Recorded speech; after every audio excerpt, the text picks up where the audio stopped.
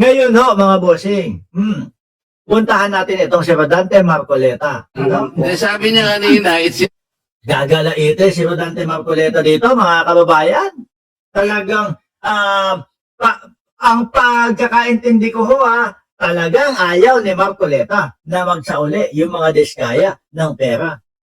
No? Simulat sa pool pa naman ho yan eh. paano yung kay Diskaya? Ah, Pinipilit ninyo na mag-restitute. Sabi niya, ewan ko kung pinag-usapan ninyo. What did they tell you, Mr. Diskaya? Your Honor, kung magkano po ang i-restitute po muna namin. Ano sabi nila? Magkano daw?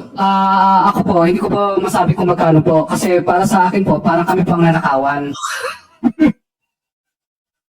para sila. Okay lang yun itong mga ito. Oh, sabi! No, ibang klase itong mga ito. Para po sa akin, parang kami po yung nanakawan.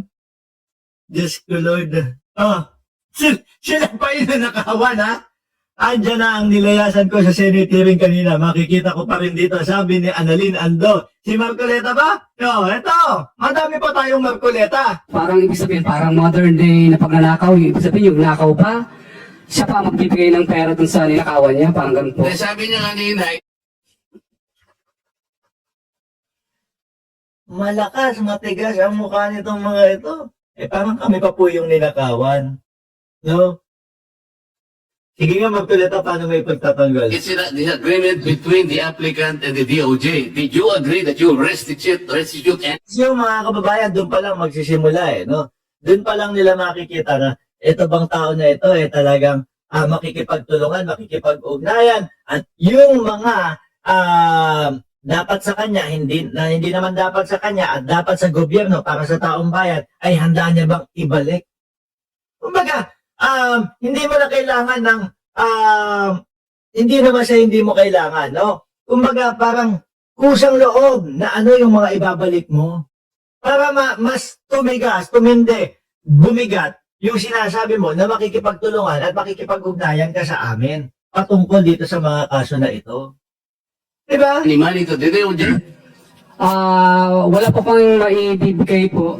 At saka, Yun na. Because wala kang maibigay, hindi kanya ipoprocess under the Witness Protection Program. Is that not correct? hindi ko po alam, Your Honor, kung Mr. Chair, paano to? Ito si Mr. Diskaya, he was the first, tsaka yung asawa niya who applied under the WPP. The problem is, ang sabi ng dating DOJ Secretary, hindi, kinakailangan isoli muna yung mga pinagnanakaw. Hindi po pwedeng ganun-ganun lang. Paano ngayon siya Oo. Hindi, tama naman di ba? Isoli muna yung mga Witness Protection Program, kasali na ako dyan. Tapos yung mga nandun lang sa bahay, nakaupo, no, pag lusot na ako nito. Tapos madami pa akong pera. Hindi pa ako nagsoli. Di ba? Grabe naman to mga to. process if that was dangled? Paano siya magpo-process to? Kumbaga ang gusto nila, proseso nyo. No? Tapos kapag kung ano yung sagot nyo, yun yung mga ibabalik namin. Pag pinayagan nyo kami, sige, magbabalik kami. Parang ganun no? Proseso nyo muna. Pag pinayagan nyo, sige, magbabalik kami. Pag hindi nyo pinayagan, walang babalik. Gusto yung ganun, ganun yung sitwasyon ni Marcoleta. Begin with. May I be allowed to respond now, Mr. Chair? Banatan mo, boss. Makulit yan PG. Thank you, sir. Sir, Mr. Chair, una, sabihin ko lamang po na kasinungalingan po yung sinasabi ni Mr. Diskaya na agad-agad silang sinabihan na magsoli ka. Ang pinag-uusapan po dito, bago man lang makapagsabi ng ganon, kailangan munang makita kung ano ang gusto at kayang sabihin at patunayan ni Mr. Diskaya at ni Mrs. Diskaya doon sa kanilang salaysay. No, kung talaga bang handa kang ituro lahat. No, kaya nga po kapag sa Witness Protection Program, mga kababayan, ang laging kinukuha, yung pinakalis, hindi yung mastermind. Kasi para ituro mo yung mga talagang nagnakaw. Kung ano ang kaya mong isalaysay, kung sino yung mga ituturo mo, lahat kung talaga bang makikipag-ugnayan at makikipagtulungan ka sa amin. Ganon mga boss. No? Pero hindi po sila nakikipag-ugnayan sa department. Kaya hindi po sila magbigyan ng kaukulang proteksyon at hindi po ma-process yung kanilang application. So yung sinasabi po ni Mr. Diskaya, from the hearing of November 14 in the Senate Blue Ribbon Committee, there was never a chance or an opportunity that Mr. Diskaya and or counsel even approach the department despite the proddings. Oh. Pero ibang klase pagtatanggol ni Rodante Marcoleta, mga bossing dito. Diba? Talagang ipipilit pa din ho, mga kababayan. Paano siguro yung ibang mga humiling ng maging under ng Witness Protection Program? Diba? Nandun na. Tapos yung mga Diskaya hanggang ngayon wala pa din. O eto, dakuin naman po natin yung pag-attend naman po ni Leandro Lebiste, mga boss ni Pamoser, doon sa Senado. Akala ko hindi pupunta.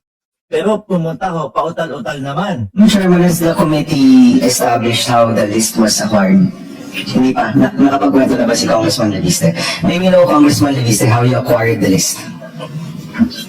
On September 4 with Yusek Cabral after she had a phone call on speakerphone with Secretary Vince Dizon, and I also had my phone on speakerphone, and I believe that my mother also spoke with Secretary Vince Dizon that night, and Secretary Vince Dizon said that these are public documents and that all of them can be shared not only with me but with the public. And were these given to you as a printout or was this a file that was emailed to you?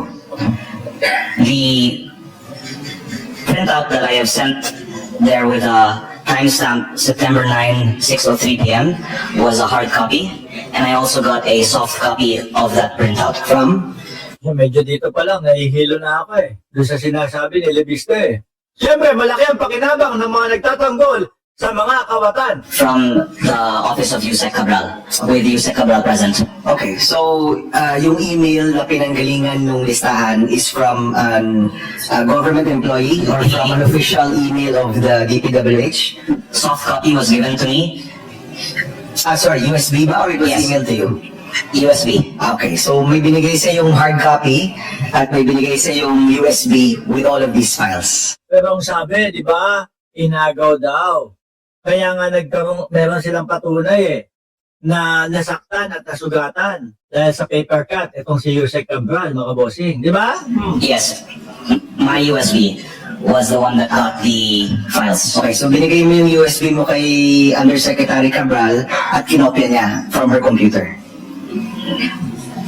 It was my USB from their computer in the presence of Yusek Cabral.